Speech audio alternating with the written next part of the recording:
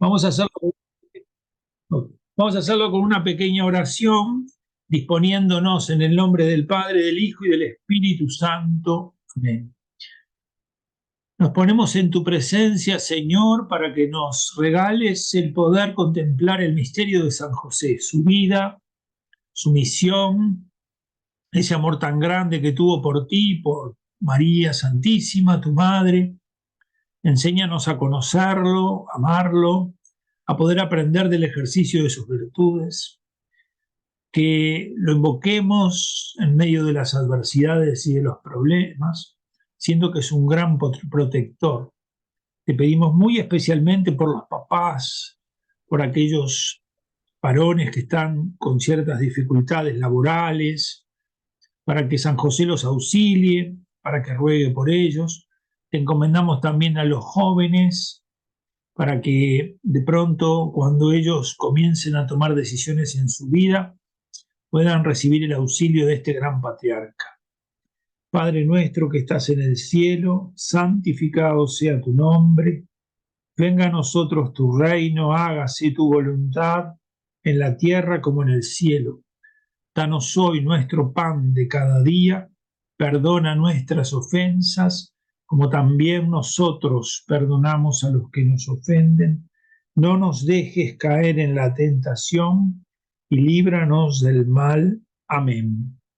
Vamos entonces, en el día de hoy estaba quedándonos, según el esquema que veníamos siguiendo, habíamos visto el otro día lo que era lo que llamábamos la noche de San José, o lo que, ¿verdad? Ese momento en el que pasa por su cabeza abandonar a la Virgen, y habíamos visto esas tres interpretaciones que existen sobre ese versículo 19 tan importante. Yo el otro día decía, no es que la iglesia antigua no haya pensado que tal vez San José pensó en una cierta infidelidad de la Virgen, pero lo que no es razonable es que se dé esa por válida y no se hable de las otras dos de hombres tan prestigiosos, porque San Jerónimo, un gran biblista, tiene la otra, la de que no duda, de que la Virgen no comprende, dice, San José no comprendía, pero no tenía la idea, de ninguna manera pensaba de que pudiera haber ella actuado deshonestamente. Y después San Bernardo y Santo Tomás de Aquino, dos grandes teólogos que dicen, no, el problema no fue no que pensara de la Virgen, sino que él pensó él, qué papel jugaba él en esa historia. Es decir, si Dios la había elegido a ella para esa misión, ¿qué tenía que ver él? O sea, ¿cómo se podía comportar él frente a esa situación? Y entonces el peso de esa situación fue la que lo llevó a enfrentarse a la decisión de qué hacer. Bueno, después de ver eso, entonces que quiero profundizar ahora en esta primera parte de la charla un poquitito en el tema de la paternidad de San José, porque es un elemento importante que a veces aparece, por decirlo así, un tanto confuso, pero vamos a tratar de profundizar un poquitito. Lo cierto es que la santidad está directamente vinculada con la misión que a cada uno se le encomienda. Ser santo supone para nosotros, para todos, cumplir la voluntad de Dios. La santidad pasa por eso, por tratar de vivir la voluntad de Dios. Y evidentemente que esto también está muy íntimamente relacionado con los estados de vida, muy íntimamente relacionado. O sea que la santidad de una persona casada tiene mucho que ver con su estado de vida. La santidad de una persona consagrada tiene mucho que ver con su estado de vida. Habría alguna cosa extraña si el casado viviera como consagrado y el consagrado viviera como casado, porque los estados de vida van de alguna manera ordenando, orientando determinadas cosas de la vida. De manera que la santidad está vinculada con la vocación y con ese estado de vida que hemos elegido. En la Biblia ya hemos visto, porque al principio vimos el contraste que hay entre San Juan Bautista y San José, pero también podríamos aplicar a otro contraste que nos muestra cómo en la Sagrada Escritura hay misiones que son complementarias, pero que se visualizan con claridad. Por ejemplo, Jesús elige a los apóstoles y a los apóstoles los llama para que sean testigos de toda esa enseñanza, ¿verdad?, que tienen para darles, para que estén con Él, para enseñarles, para vivir con ellos. y en un determinado momento los va a enviar. Es decir, ellos van a servir a esa luz que es Cristo, porque van a tratar de convertirse en pequeñas luces que quieren iluminar al mundo para que el mundo vea a Jesús. Los apóstoles tienen que ir llevando esa luz al mundo. Se les da esta misión, llevar esa luz al mundo. Por el contrario, la misión de San José es una misión en realidad en donde se le pide que guarde silencio, que mantenga algunas cosas ocultas. San José mismo se convierte en un gran velo que va a cubrir bajo ese velo, por un lado, la virginidad de María y por otro lado, la grandeza de Jesús. Dos realidades que van a estar como cubiertas, como protegidas, ocultas. Es el gran depositario del secreto de la Virgen, ¿verdad? Él va a ser el que va a conocer el misterio de Dios, por dónde ha tomado Dios y la obra que ha realizado en María, de manera que él va a conservar ese misterio y ese secreto de Dios. Ya hemos visto, lo vamos a volver a ver, que el ángel es el que le va a decir, tú también estás en esta misión incluido, no estás afuera. No es una misión que se le ha dado a la Virgen y no se ha considerado qué papel juegas tú. Y le dice, tú tienes que poner el nombre. Y el otro día habíamos visto que esto tenía que ver con la paternidad legal, con la paternidad que habitualmente comprende a todos los padres judíos de aquel tiempo. Y de hecho, los padres son los que van a introducir en el mundo religioso al hijo, son los que enseñan las oraciones, son los que los llevan a las distintas prácticas religiosas. Lo cierto es que el ángel es el que viene en auxilio de San José para decirle, cuidado, aquí la misión de María está clara, pero también tú estás vinculado a esta misión. Y entonces, mirar a San José, digamos, viéndolo desde esta perspectiva, como alguien que oculta, ¿verdad?, bajo ese velo suyo, la virginidad de María y la grandeza del Salvador, esa es justamente la misión. ¿Ven? La misión de los apóstoles es una misión más como de hacia afuera, la de predicar, la de enseñar, y la de él es una misión más, ¿verdad?, de mantener oculto el plan de Dios hasta el momento oportuno. Por eso, a San José, la Iglesia a lo largo de los siglos lo llama Padre Adoptivo. Padre Adoptivo. Pero aquí vamos a dar nosotros, diríamos, un pequeño golpe como esos que se dan habitualmente sobre la mesa cuando uno quiere remarcar una idea para ir un poquito más allá. Es decir, el término padre adoptivo no hace justicia a la misión de San José. No hace justicia. No hace justicia. Hay que ir un poco más allá. Vamos a tratar de ir más allá. Y en este sentido, lo que vamos a ver justamente es que él ha sido llamado a la existencia para realizar una misión singular. Eso es muy importante. Una misión singular. Si perdemos esto de vista, si nosotros pensamos que es una misión más como tantas misiones que hay por ahí, perdemos de vista en lo que estamos. No, acá hay una misión muy singular a la que se lo llama San José, y por lo tanto esa expresión que se utiliza mucho en la iglesia, no estamos diciendo que no se utilice, tal vez ustedes la habrán escuchado mucho, padre adoptivo, pero en realidad esa expresión no hace justicia a la misión, no hace justicia. Hay que recordar que aquel a quien Dios encomienda una misión supone que se le dan cualidades, que se le dan gracias para que pueda llevar adelante esa misión. Y está claro que José tuvo hacia Jesús, San José tuvo hacia Jesús, por una gracia especial del cielo, ¿verdad? Un amor natural que implicaba, por un lado, todo lo afectuoso, una solicitud afectuosa que tiene que tener todo padre en su corazón, una solicitud afectuosa, es decir, tenía que tener un corazón que lo hiciera naturalmente amar a su hijo. De manera que San José ha recibido, por ser hijo de David, esa potestad paterna, porque el ángel le ha dicho que es el que tiene que poner el nombre, ¿verdad? Pero a eso, que es puramente lo legal, y lo que estamos tratando justamente es de no quedarnos solamente en lo legal que manifiesta la Escritura, tenemos también que unir que José, que evidentemente no era el padre de Jesús, pero tenía que tener un corazón de padre. ¿Y quién entonces da a José el corazón de padre? El Padre del cielo. Es decir, que el Padre del cielo da a José un corazón de padre y a Jesús un corazón de hijo.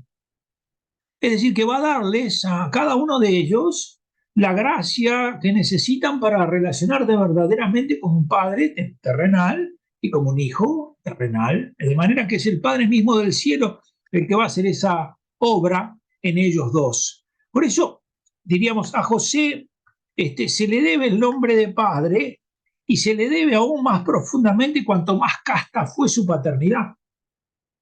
Porque algunos, ¿verdad?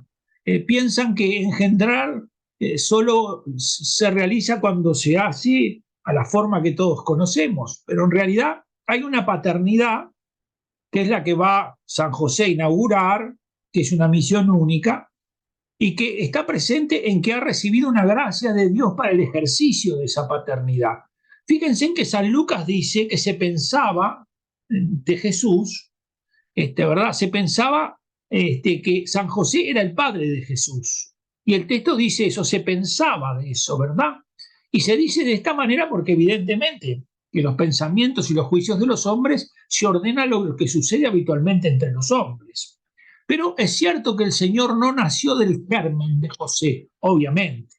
Y dice San Agustín, sin embargo, a la piedad y a la caridad de José le nació un hijo de la Virgen, que era hijo de Dios.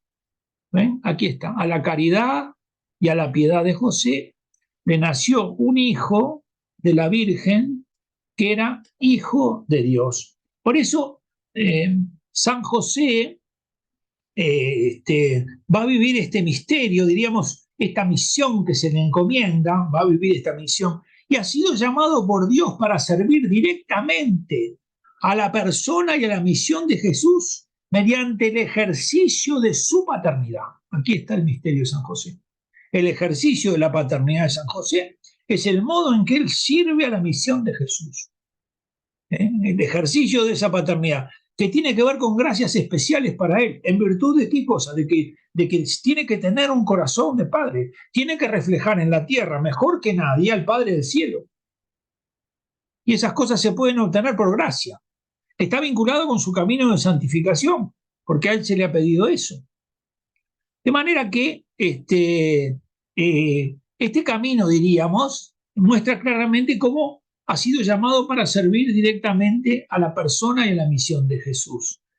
Si nosotros recordamos, también San José aparece en otro episodio, en aquel que tiene que ver con el momento en el que van al templo.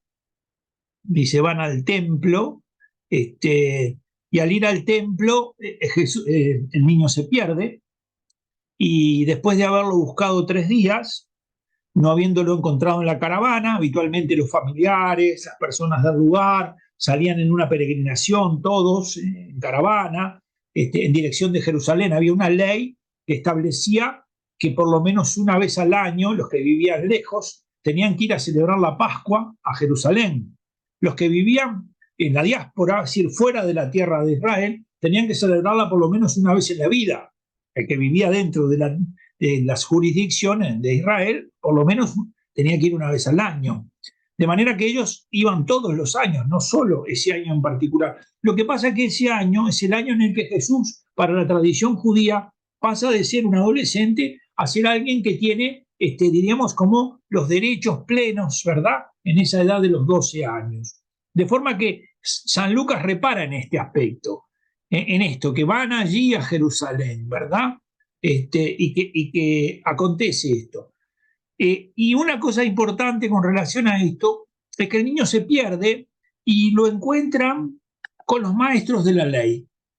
Lo encuentran con los maestros de la ley, lo encuentran allí sentado, o sea que lo encuentran como si fuera un maestro también, porque los que se sentaban eran los maestros, y allí al encontrarlo, la pregunta de la Virgen es muy sugestiva.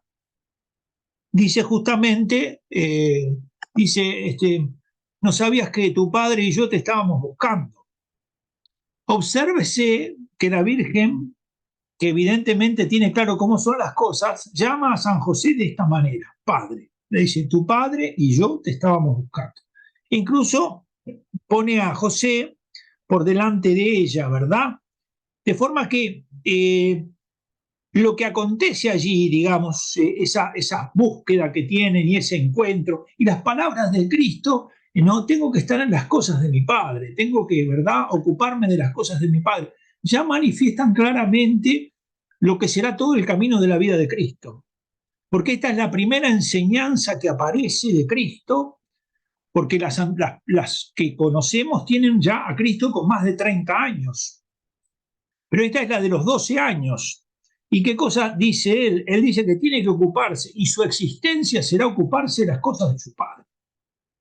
Aquí, evidentemente, creo lo que hay que ver es si esta mención a este Padre del cielo invalida el hecho de que a José se lo deba llamar padre, y cómo es que realiza el ejercicio de su paternidad San José. Dice San Agustín, quien dice que a José no se lo debió llamar padre de Cristo porque no lo engendró, ese tal coloca la esencia de la paternidad en la genitalidad y no en la profundidad del amor. Y siguiendo esto que ocurre, dice justamente esta respuesta dada por Jesús a María y a José no supone para nada que San José no debe realizar su misión de padre, porque incluso a continuación de esto que ha acontecido allí, de esta respuesta que ha dado Jesús, el texto dice que bajó con ellos y que les estaba sometido. Bajó con ellos, ¿no? Y les estaba sometido. Es decir, que aunque ellos supone a los dos, de manera que los dos eran padres en el tiempo de aquel hijo a quien debían acompañar en su camino. Ciertamente, no de la misma forma. María lo había engendrado en su seno por la acción del Espíritu Santo, pero José cumplía una misión paterna, real, verdadera, que el Padre había dado por gracia, porque era muy necesaria, ¿verdad? De manera que a ese, diríamos, a esa imagen que tenemos, vamos a darle un toquecito más, vamos a ir un poquitito más, vamos a ir con una enseñanza de un sacerdote ya fallecido que se llamó Alejandro Díez. Vamos a ir con la enseñanza de Alejandro Díez sobre el tema de la paternidad de San José. Este sacerdote, Alejandro Díez, fue un sacerdote en su tiempo, el hombre que más conocía el hebreo, a tal extremo que era un traductor experto y ha traducido un sinnúmero de obras de hebreo, eh, cosas de los judíos, muchísimas. Es difícil encontrar obras de él o algunas son un tanto costosas. La muerte lo sorprendió con su grupo. Causa un poquito de, diríamos, de pena el hecho de que esas obras grandes en las que él estaba trabajando, algunas se hayan podido concluir y otras no, por la enorme capacidad que tenía, pero es muy interesante la visión que tiene él con relación a lo que es la paternidad de San José. Dice Alejandro Díez, y esto es lo que nos interesa, dice que Dios parece no haberse contentado con el entronque jurídico de la ley humana. No se contentó solamente con darle uno que venía de la tribu de David, porque era un descendiente, ¿verdad? Como si, bueno, es porque justo coincide que él es uno de los hijos de David. Sino que dice Alejandro Díez, parece haber otorgado a José una paternidad superior a la legal o a la adopción, una paternidad superior a la legal por matrimonio o a la adopción, una paternidad superior. Una paternidad, dice el padre Díez, que pudiéramos llamar constitutiva o por decreto divino, dice él. Estamos no frente a una paternidad común, sino frente a una paternidad singular. Fue constituido padre por Dios. Una paternidad constitutiva, ¿verdad? No se quedó con el entronque jurídico, no se quedó con eso. Y tampoco, y le concedió algo que está por encima de lo que viene del matrimonio o de la adopción. Para entender tal paternidad, sigue el padre Díez, basta recordar que de Dios deriva toda paternidad en el cielo y en la tierra. Eso lo dice Efesios 3:15. De manera que toda paternidad deriva de Dios. Es claro que Dios puede hacer partícipe de una paternidad singular a quien quiera. Incluso en Romanos 4:17 se dice que Dios puede hacer piedras de los hijos de Abraham, ¿no? Y volverlos padres de las naciones. Por eso Dios constituyó a José precisamente cuando por una u otra razón él intentaba declinar, cuando desconfiaba sobre lo que iba a hacer y pensó tal vez sea mejor que abandone a María, lo constituyó padre de Jesús por una determinación especial del cielo. Y dice él, no solo padre por derecho humano, padre legal, sino padre por constitución divina. La paternidad de José es pues singular. Por esta razón es también singular la filiación davídica de Jesús. Claro, totalmente singular. Porque si no, obviamente uno puede pensar, si José no tuvo nada que ver, entonces Jesús no es descendiente de David. O lo que es peor, yo no lo llegué a leer, pero lo escuché muchas veces, que en un momento a Hitler le preguntaron si hubiera estado Jesús aquí, usted lo hubiera matado. Y él dijo, no, era hijo del Espíritu Santo. Bueno, digo, es una expresión inadecuada, ¿verdad? Bueno, aquí tenemos que pensar claramente que estamos frente a una paternidad singular, una paternidad singularísima, ¿verdad? Fíjense que en toda la escritura, el título Hijo de David lo reciben únicamente Jesús y José. Solo ellos lo reciben. José es padre de Jesús, pero no es padre legal, aunque lo es, ¿verdad? Padre ante la ley. O padre nutricio, que también se utiliza mucho, es decir, aquel que tiene que dar de comer a Jesús, ¿verdad? No solo padre porque José adopta a Jesús, como si fuera ese el vínculo, o Jesús es hijo nacido en el matrimonio de María y José, sino padre por constitución divina. No padre, dirá San Agustín, de la generación, pero sí padre del nacimiento. No padre de la generación, pero sí padre del nacimiento. Con lo cual la incorporación de Jesús en la rama de David se hace a través de José, no únicamente por una adopción humana de ese hombre justo, sino por la paternidad que Dios otorga a José sobre su hijo. Es una acción por la que Dios mismo actúa en José para que realice la misión esta de cuidar a su hijo y de acompañar a su hijo en su camino. Es una, diríamos, una propuesta interesante que da mucho más contenido a la realidad. A veces se queda excesivamente en el tema, digamos, jurídico. A veces se queda en que le daba de comer o en que lo... No, hay mucho más que todo eso, ¿verdad? Es como pasa con la Virgen en esa escena que ustedes habrán visto muchas veces, en donde María está al pie de la cruz, y está Juan, y está María, y está Jesús. Y Jesús que está allí, ¿no? Dice, mujer, he ahí a tu hijo. ¿No? Y es muy llamativo que la llame mujer, pero no vamos a entrar en eso, que es tema de otro momento. Y a Juan le dice, hijo, he ahí tu madre. Y entonces el texto bíblico dice, y desde ese día el hijo la llevó a su casa. Pero hay otros textos que están mucho más adecuados que dicen, y desde ese día la hizo propia. Es mucho más que llevarla a su casa. No está preocupado Jesús por una cuestión puramente material. ¿Dónde va a dormir mi mamá esta noche? ¿Quién le va a dar de comer? Todo eso está incluido. Pero en realidad lo más desafiante es que le dice a Juan que la acepte como madre. Y si la acepta como madre, la va a cuidar como madre y por lo tanto va a incluir en ese cuidado que tendrá como madre las necesidades que tiene su madre, de tener un lugar para descansar, de tener la comida necesaria. ¿Ven? Es más importante, es una realidad más importante. Y esta mirada sobre la paternidad de José como un padre por constitución divina son los derechos que le otorga Dios a aquel que realiza en la tierra una misión que refleja mejor que nadie a ese padre que está en el cielo. No es solo cuidarlo o darle de comer, o que tiene un árbol genealógico que le alcance y le sirve. Todo esto está, pero está incluido en una cosa mucho más importante.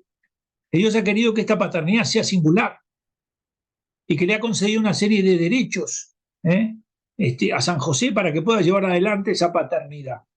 De manera que esto nos abre un poco el horizonte. El Papa Francisco, a nosotros no nos va a dar el tiempo de esto de verlo, pero hace un tiempo atrás, yo no recuerdo cuánto, porque ya medio como que no me acuerdo mucho de las cosas, pero yo siempre digo, mientras me acuerde quién soy yo, ya es suficiente. Después, si me acuerdo de todo o no, ya es otra cosa.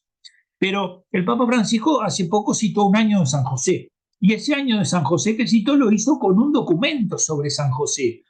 Y utilizó una expresión que está en la Biblia refiriéndose a José el patriarca, aquel anterior, que justamente habiendo vivido, por un lado, la tragedia de que los hermanos lo tiraron en una cisterna, porque sentían celos de él, lo tiraron en la cisterna y entonces siguieron en la caravana, pero unos que pasaban por allí lo recogieron y él llegó hasta Egipto y cuando llegó a Egipto se ganó el favor del faraón porque interpretaba los sueños.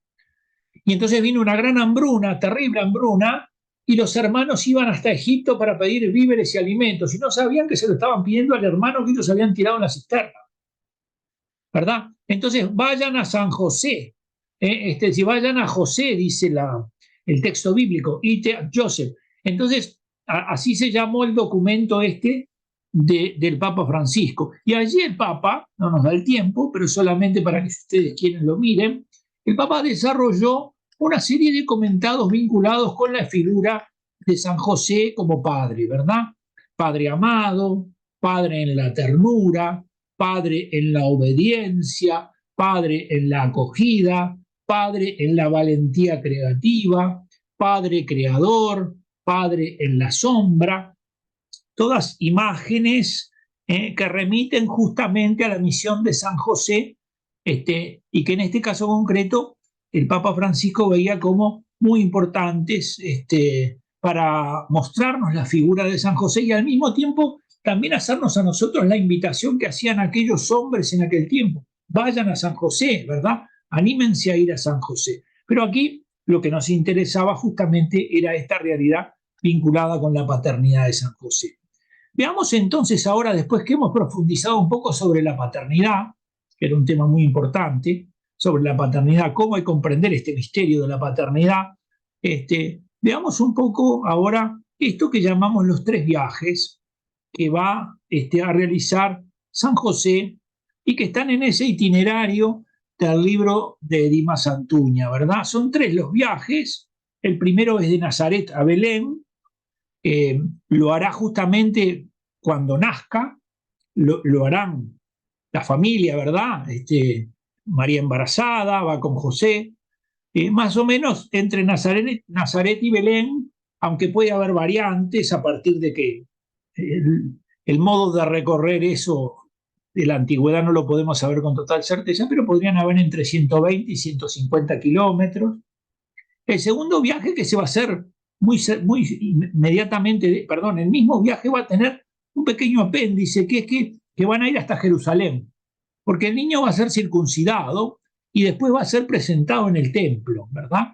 O sea que hay una pequeña ida después del nacimiento, más o menos Jerusalén está a unos 10 kilómetros de Belén. El segundo viaje es la huida, la aparición nocturna del ángel que le habla a José, que le dice que corre peligro, que es necesario sacar al niño, sacar a la madre e irse de allí.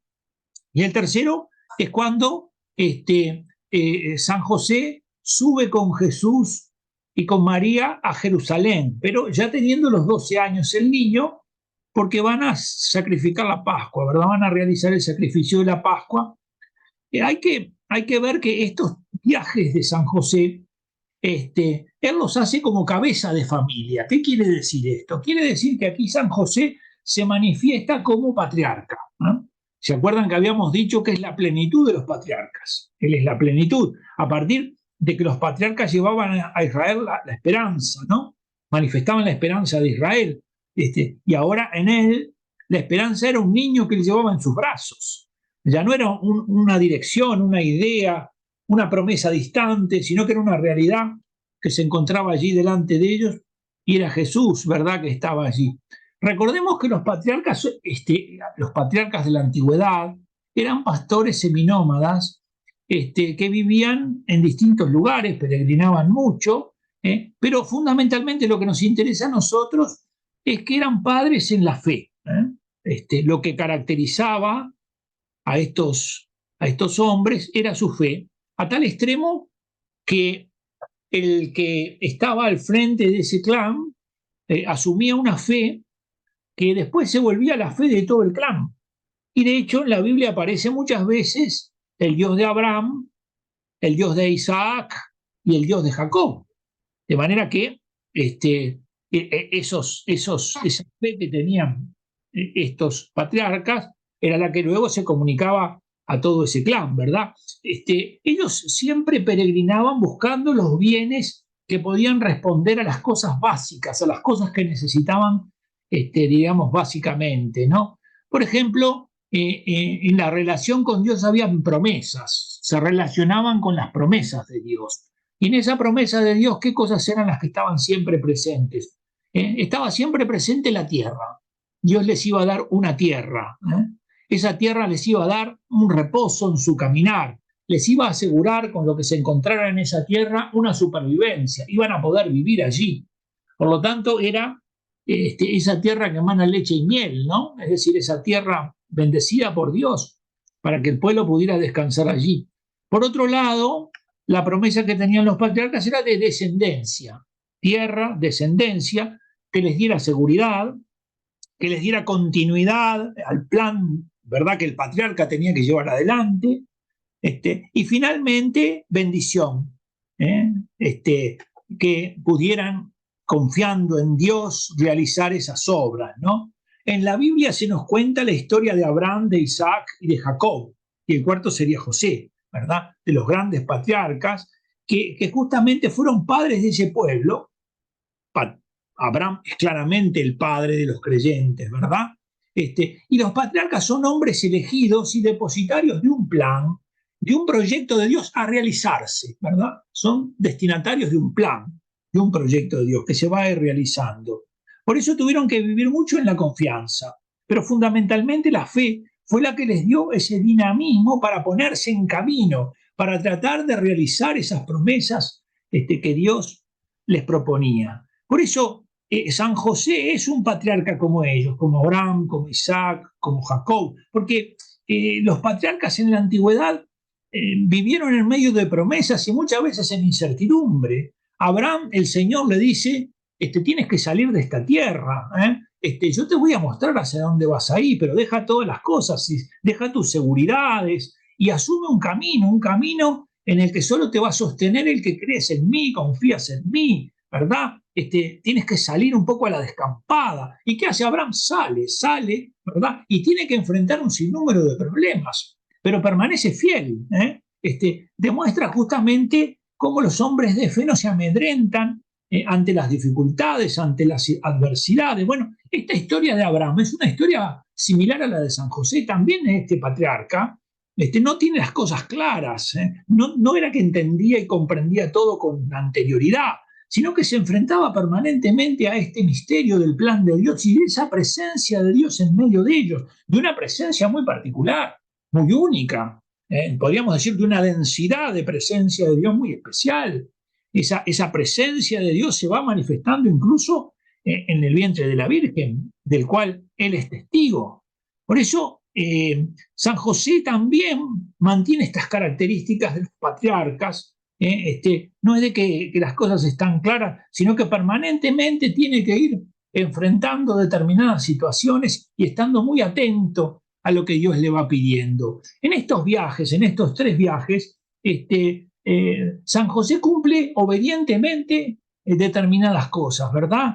Y hay en estos 3 viajes una progresión. La obediencia manifiesta una progresión. Por ejemplo, en el primer viaje, él va a ser obediente a las autoridades romanas que decretan el censo. Esas autoridades son las que hacen que cada uno vaya a su ciudad de origen. ¿Qué quiere decir esto? A ver si lo podemos ver en un mapita que yo armé. Que yo copié de otro lado, pero que tal vez nos ayude. Israel queda dividido en los hijos. Israel va a quedar dividido. A ver, aquí está, compartir pantalla. Muy bien. Va a quedar dividido en los hijos de Jacob. ¿Verdad? Se divide en aquellos hijos que tenía Jacob. Y eso hace que cada uno vaya a su lugar. Si ustedes se fijan, no sé si se ve el cursor, ¿se ve el cursor de la computadora, el cursor? Si ustedes se fijan, bueno, aquí ustedes tienen a la tribu de Judá. Aquí tienen a la tribu de Judá. Y la tribu de Judá, que gobernaba este territorio, tenía a Belén dentro, porque Belén era la ciudad de David. Y si ustedes cuentan, acá está la tribu de Dan, acá está la tribu de Efraín, acá está la tribu de Benjamín, acá está la tribu de Gad, acá está la tribu de Rubén, acá está la tribu de Manasés, está la de Isaacar, la de Zebulón, la de Neftalí, es decir, los 12 hijos de Jacob. Se dividió la tierra y al mismo tiempo cada uno de ellos tenía una misión, tenía una misión de parte de Dios que estaba vinculada con todas estas realidades. De manera que tienen que venir de Nazaret hasta allí, hasta Belén. ¿Por qué? Bueno, porque ellos tienen que ir a donde se realiza el censo, y el censo convocaba a que cada uno fuera a su ciudad de origen. Esta es, diríamos, este es un poco el primer viaje que tiene que hacer, José. Es el primer viaje que tiene que hacer José. Recordemos que esta es la primera obediencia. ¿A quién obedece José aquí? Aquí obedece, diríamos, a lo que el Imperio Romano quiere. Quiere que cada uno vaya a su ciudad de origen, ¿no? Luego, ¿a quién va a obedecer? José va a obedecer al ángel, porque la huida a Egipto es el ángel el que le va a decir que hay que salir, ¿no? Y que es necesario. ¿Ven cómo hay una resonancia de Abraham, ¿no? Hay que salir, hay que ir, ¿no? Hay que salir, hay que dejar este lugar, hay que salir de aquí, hay peligro. Y el tercero va a obedecer a Dios porque es la ley de la Pascua. Hay que ir a Jerusalén una vez al año, y eso es lo que va a hacer con María y con Jesús, ya con 12 años. En todas estas acciones hay algo de dolor y algo de gozo, ¿verdad? Hay algo de gozo porque está Dios actuando, está Dios en medio de estas realidades, pero hay peligro de muerte, ¿verdad? Hay distintas realidades que están operando en este lugar. Por eso, veamos un poquitito lo que sería este primer viaje, que lo llamamos real, mejor dicho, lo llama así Dimas, real, porque claro, está vinculado con que va a la ciudad de David, porque él es descendiente de David, y allí están los reyes, ¿verdad? Bueno, en ese periodo el César decreta que en todo el orbe se empadronen, que se haga un censo, y entonces todos se encaminan a empadronarse. José va, en virtud de ser de la familia de David, va a Belén. Recordemos algo que es importante, ¿no?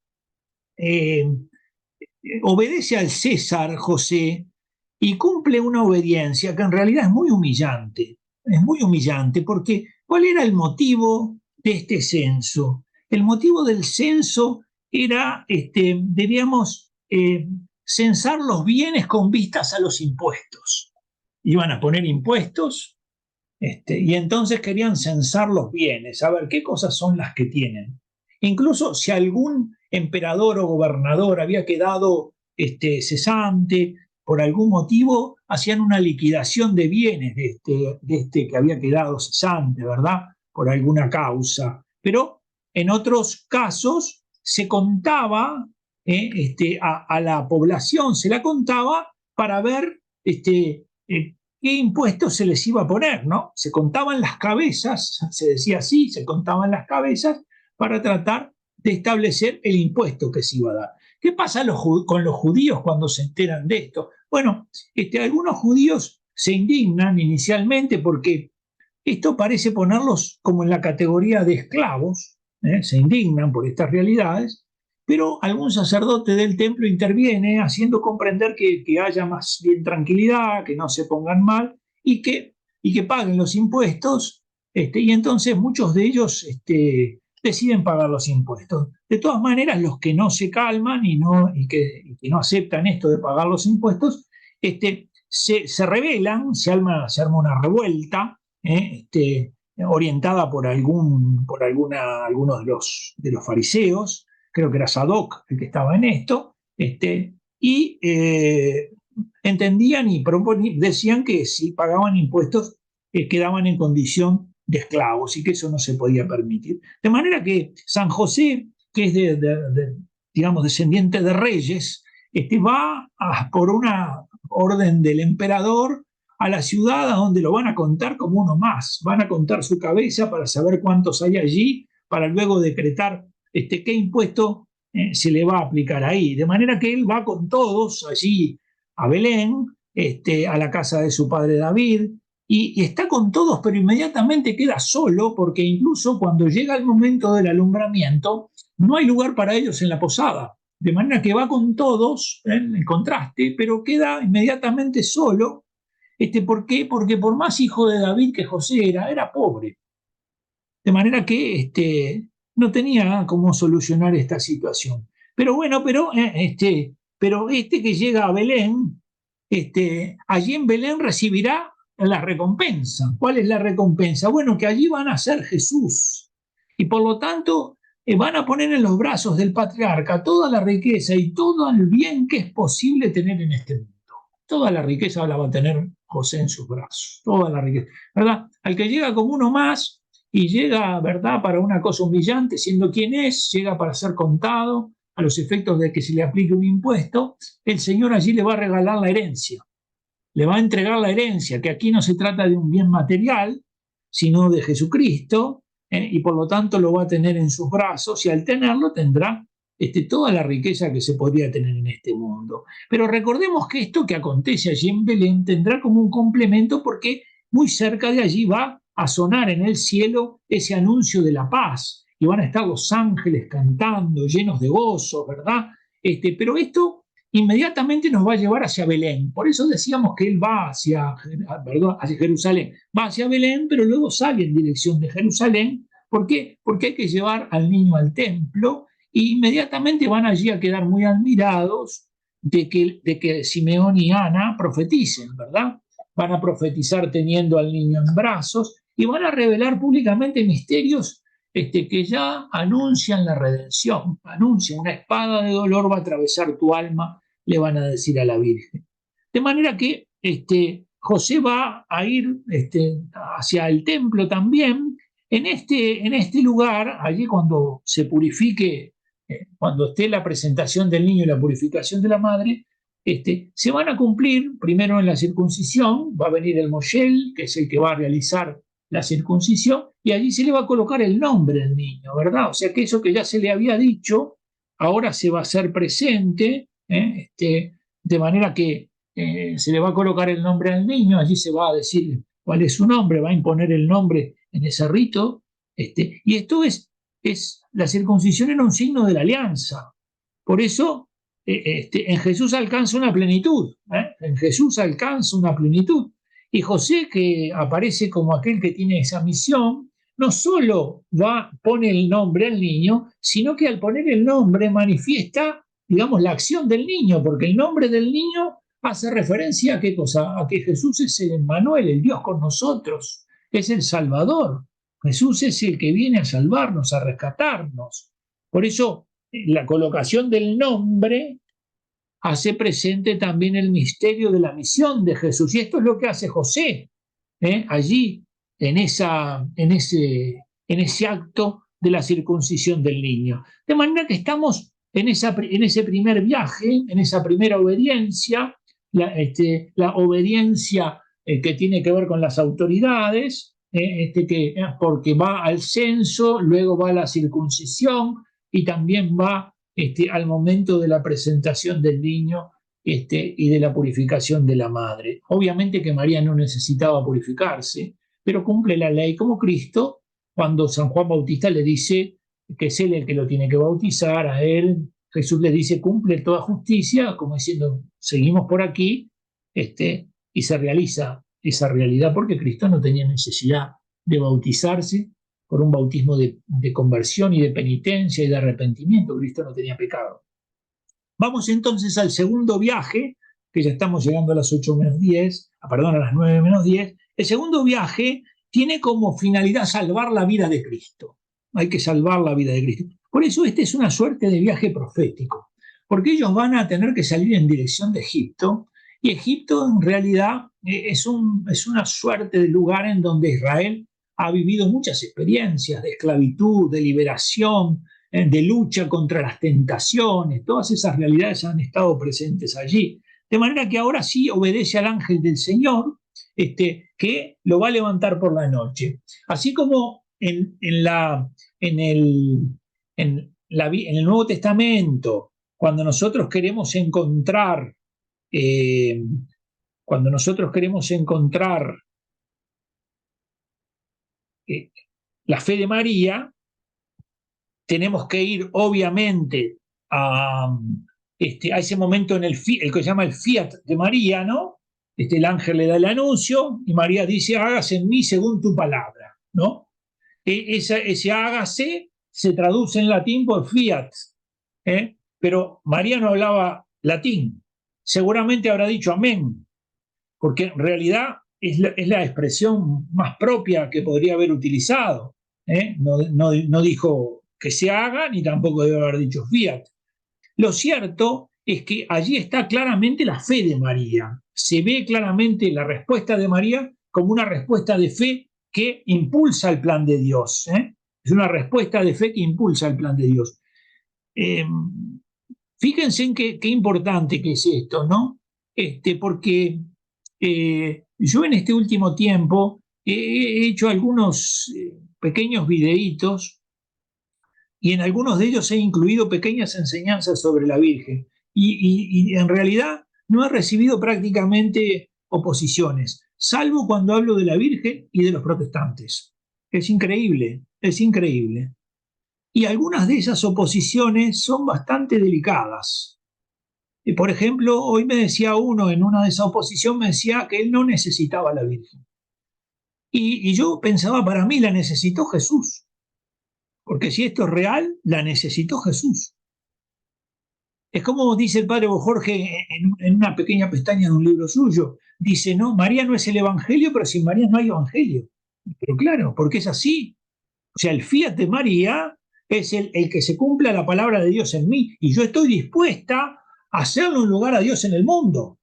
Porque Dios entra por la Virgen en el mundo. De manera que el Dios que es todopoderoso golpea la puerta y pide permiso, ¿no? Y dice, vengo a entrar, pero no voy a hacerlo violentando la libertad del hombre, sino que voy a pedir. Y encuentra una enorme acogida en María, que es la que abre su corazón para ese Dios que viene al encuentro, ¿verdad? Entonces, evidentemente que todas estas realidades, en José esto se manifiesta en la prontitud para cumplir lo que le comunica el ángel. ¿En dónde podemos encontrar el fiat de José? Es decir, ese hágase. En que cuando el ángel le dice, levántate, toma a María y vete, él se levanta, toma a María y se va. Es decir, esa actitud de disponibilidad inmediata para salir, para tomar en dirección de donde el ángel, esa es la expresión de fe de José. Así como vemos en María lo que responde, en José lo vemos en la acción. Podríamos decir, la fe de José se manifiesta en la acción. Así como no habla mucho, diríamos actúa mucho. Y así como su profesión de fe no es dicha, su profesión de fe es realizada, es hecha obra, hecha acción. Y para eso se lo ha llamado. Para eso se lo ha llamado, ¿verdad? Se lo ha llamado para actuar de esta manera. Bueno, en esta acción del ángel se muestra claramente la figura de San José, cómo va a responder favorablemente, cómo se va a levantar de noche, va a tomar al niño y a la madre, cómo va a salir en medio de tantas adversidades. ¿Ven lo que hablábamos de Abraham, de los patriarcas? Sale como jefe de familia, sale como el gran patriarca. Es el que va llevando adelante a la familia para que no se detenga, y también no solo la va protegiendo, sino que la va animando en el camino. Y de hecho se advierte que tienen que volver cuando Herodes ya no esté. Herodes representa a ese hombre soberbio, bestial, que busca destruir la vida del niño, ¿verdad? La vida de Jesús. Y para destruir la vida de Jesús decide matar también a todos los demás niños. De manera que este segundo viaje del patriarca se puede llamar un viaje profético, así como el otro era un viaje real, estaba todo vinculado Belén, con la tierra de los reyes, este es un viaje más profético, van a aparecer esas figuras de la vida espiritual de los antiguos patriarcas al descender a Egipto, y al mismo tiempo se va a manifestar también algo de ese éxodo de Israel, ¿verdad? Que se anuncia. Y el tercer viaje, que es un viaje más sacerdotal, es el viaje que van a realizar a Jerusalén. Van a realizar, es el viaje en donde el patriarca va a subir allí con María, va a subir con el niño y van a celebrar la Pascua. Pero el niño ya no es recién nacido, ya tiene 12 años y según la Escritura crece en estatura, en gracia y en sabiduría delante de Dios y de los hombres, y cuando asisten al templo para comer el sacrificio del Cordero, ¿verdad? Luego al retornar no lo encuentran y de hecho se vive ese viaje de gran padecimiento por José y por María, que demoran una serie de días en encontrarlo. Pensemos solamente cómo en esta ida a Jerusalén y Jesús en el templo, cómo son las primeras palabras que se conocen sobre Jesús y cómo son como una suerte, diríamos, de plan de la existencia de Jesús. Jesús va a revelar al Padre, va a vivir en la obediencia del Padre y nos va a enseñar el retorno a la casa del Padre. Está totalmente centrado en eso que él le dice allí a María, ¿no? No sabías que tengo que ocuparme de las cosas de mi Padre, ¿no? ¿Por qué me buscaban? Yo me tengo que ocupar de estas cosas. Por eso es la primera enseñanza que Jesús da, la primera enseñanza, tiene 12 años, y es la revelación del Padre. Y todo el Evangelio no será otra cosa que esa, dar a conocer al Padre, va a obedecer al Padre, va a enseñar a ir al Padre. Cuando esté en la cruz va a decir, Padre, en tus manos encomiendo mi espíritu, y así sucesivamente va a estar presente toda esta realidad. Bueno, no tenemos mucho más tiempo. Por lo menos hemos intentado profundizar el misterio de San José bajo estas imágenes, bajo estas figuras. Es importante que cada uno, si quiere, pueda seguir profundizando en San José. Es muy interesante. Hay varios libritos. Hay muchos libritos que son devocionales, pero que no enseñan mucho sobre San José, pero hay algunos otros libros que tienen buena teología. Jorge tiene uno que en realidad son las predicaciones que hizo durante no sé cuántos encuentros en la Catedral de San José sobre la imagen de San José. Lo invitaron hace, no sé, 40 años a la Catedral de San José para que hablara sobre la imagen de San José que está allí en la catedral, y a partir de esa imagen de San José, él predicó aquí creo que lo tengo acá, predicó una serie, aquí está.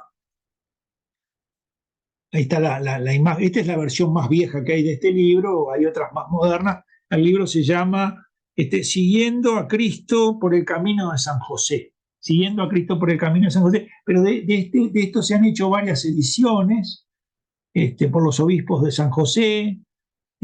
Pero aquí, además de haber reflexión, va a reflexionar mucho sobre la imagen de San José, sobre por qué con bastón, por qué con tal color de túnica, por qué esto, por qué el otro, pero hay mucha teología, hay mucho enseñanza bíblica, mucho, o sea que no solo se queda en como yo les digo, hay muchos libros, pero son muy devocionales, y a veces no tienen mucha teología, ni tampoco tienen mucha enseñanza bíblica. En este caso, sí, Jorge lo tiene, y después este librito que gracias a Dios vio la luz, que es el de Dimas, ¿no? Dice, dichoso el hombre que encontró a San José, Dimas Antúñez, este católico uruguayo, que ya falleció hace tiempo, que fue un escritor que gracias a que increíblemente sus obras se comenzaron a tipear y a escribir, a poner, a que quedaran impresas. Y yo les propongo que concluyamos con ese poema en prosa de Dimas tan interesante que cuenta su vida personal. ¿Por qué? Porque a mí me parece que tiene mucho para decirnos. Así como nosotros decimos, bueno, este, la, la vida de San José es muy parecida a la de todos nosotros. Es una vida que está oculta. Es una vida que pasa bastante anónimamente y que pasa en el secreto del alma. Eso tan linda, esa imagen tan linda. No, no hay que buscarla en cosas exteriores, en las cosas que andan por ahí. Pasa en el secreto del alma, pasa en la realidad de la vida religiosa, mucho más profunda.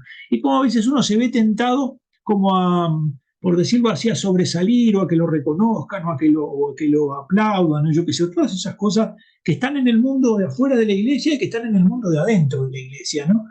Por eso muchas veces uno dice, hay cosas tan buenas que a veces uno se pierde las mejores, ¿no? Uno está demasiado preocupado por tener títulos dentro de la iglesia y se pierde que es hijo de Dios, que es el mayor de los títulos. No existe nada superior a hijo de Dios, no existe nada. Estamos llamados a ser hijos en el cielo. Por lo tanto, ese es el título más importante que puede haber para cada uno de nosotros. Bueno, entonces Dimas cuenta su historia, ¿no? Dice, yo ya lo leí, pero lo leo de vuelta y con esto terminamos. Dichoso el hombre que halló a San José, Dios lo sustrajo del ruido. Ven, lo primero que acontece en él, del encuentro con San José, es que comienza a introducirse en la vida de San José y ve que el ruido suena, pero no el ruido solamente, el ruido ese de la cultura, que a uno lo envuelve, que a uno lo pone, digamos, en las palestras, en los escenarios, en las luminarias, ¿no? En todo ese tipo de cosas. Entonces él, que trabajaba en el banco, dice, lo sustrajo del ruido, sus días no fueron vanidad ni sus años apresuramiento. ¿Qué cosa le enseñó? Lo ayudó a no meterse en el mundo de la vanidad, pero al mismo tiempo también le dio un ritmo distinto a su vida. Dice, su vida no fue vanidad ni sus años apresuramiento. Otros siguieron su locura, habla de sus amigos, ¿no? Se agitaron para ser de su tiempo. Es una sabiduría genial esto, ¿no? ¿Cuántos hombres luchan solo para ser de su tiempo? ¿Y qué es esto de ser de su tiempo? Es estar en los candeleros y entonces que hoy podrían hablar de todas las noticias que están en la televisión, que son las últimas, y qué es esto y qué es lo otro. Viven detrás de eso, ¿verdad? De esos reconocimientos. Y entonces, hablando de él sin mencionarlo, él dice, pero él fue tenido en poco, dice, fue como, ¿no?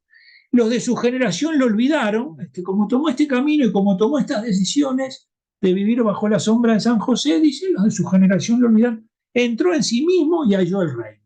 Aquí está el regalo de Dios. Un poco lo de San José, ¿no? ¿No? Quitó Dios, que quitó lo propio, quitó todo esto, quitó la vanidad, el apresuramiento, ¿verdad? ¿Y añadió? ¿Qué le hizo crecer el nombre de San José? El reino. Entró en sí mismo y halló el reino. Vio su nada y ordenó su vida en silencio. Tuvo mujer fecunda, era un hombre casado, pero Raquel fue la esposa amada, como en el caso del patriarca San José. Y entendió muchas cosas, pero María no perdió nada. Se negó, se olvidó, no supo. Yendo por la vereda subió al Monte Carmelo, al final, ¿verdad? Es decir, y después Dios lo levantó a la unión con él, que esa es un poco la conclusión de esto que aparece allí, ¿no? Vuelvo a insistir con lo mismo, un gran santo, un patriarca enorme, gigante, frente a la figura de María, ¿verdad? Queda opacada, pero en la medida en que la iglesia del siglo X en adelante empieza a meterse en la figura de San José, empieza cada vez más a meterse en la figura de San José, va descubriendo la grandeza de San José. Y como yo decía en el primero, la clave está en lo que se le encomienda. Pero para lo que se le encomienda se muestra que hay una realidad especial. No, no solo es una cuestión jurídica, no solo es el que va a dar de comer, no solo es el que va a suministrar una casa para que viva allí. No, hay una misión por la que el Padre lo constituye de una manera como Padre, para que refleje en la tierra el misterio que el Padre tiene en el cielo. Bueno, que Dios los bendiga a todos, que puedan descansar, que le recen mucho a San José. Vi que había puesto Inés como que había levantado la mano, pero yo con esto, si yo me salgo de lo que hago acá y empiezo a ver qué otra cosa puedo hacer, es probable que quedemos todos apagados y que yo no sepa para dónde tengo que arrancar. De manera que vi que decía eso Inés, pero dije, si yo toco algo acá, esto desaparece todo. Bueno, les mando una gran bendición y especialmente, si Dios quiere, en algún otro momento que nos dispongamos a hacer alguna cosa más, les vamos a avisar. Que Dios los bendiga a todos en el nombre del Padre, Igualmente. del Espíritu Santo. Amén. Amén. Muchas gracias, bendiciones. Gracias, Gracias a los hermanos también. gracias a ustedes. Gracias. Dios los bendiga a todos. Y a usted también. Adiós.